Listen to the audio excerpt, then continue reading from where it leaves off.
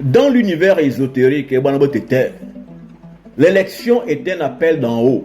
L'élection est un appel d'en haut.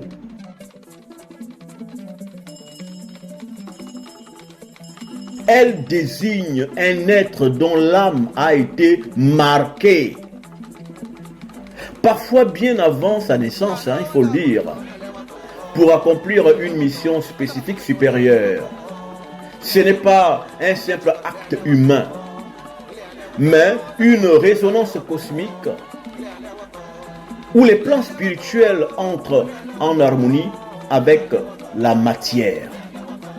L'élu, le président porte en lui un sceau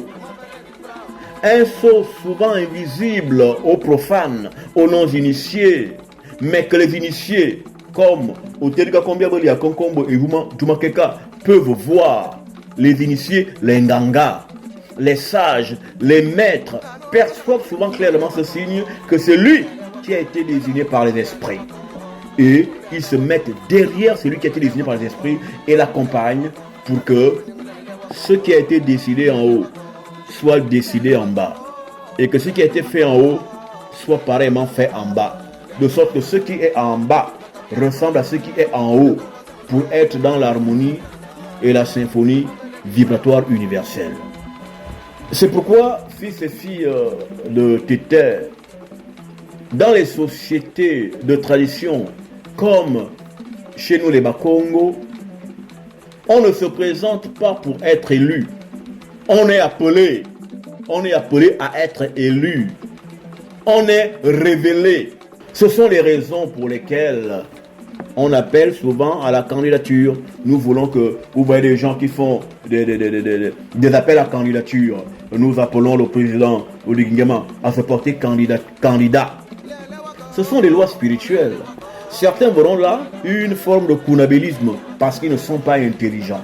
Intelligents dans le domaine spirituel. Ce sont des analphabètes spirituels. Ils ne connaissent pas les choses du monde occulte. Ils ne connaissent pas les ésotériques. Ce sont des aériens. Ils sont horizontaux. Ils ne sont pas verticaux. Ils ne montent pas. Quand vous voyez qu'on appelle à la candidature un président, un individu à la présidentielle, c'est un principe, c'est une loi ésotérique qu'il faut accomplir. Parce qu'un président est appelé. Il ne se présente quand on l'appelle. Et après il dit oui, je réponds. Et c'est comme ça qu'il peut être élu. Ainsi, l'élection devient alors un acte sacré. Un moment de réajustement entre le ciel et la terre. C'est un réajustement.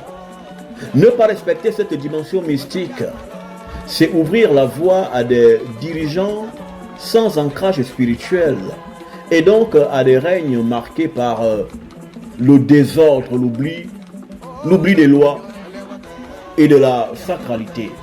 C'est pourquoi le monde spirituel, le monde politique est d'abord spirituel avant d'arborer toute autre forme qu'on voudrait lui accorder. Au terme de combien bali à Kankombo et Duma Keka, Banzi Nimana Kombo Ganga Bekae. Aïe.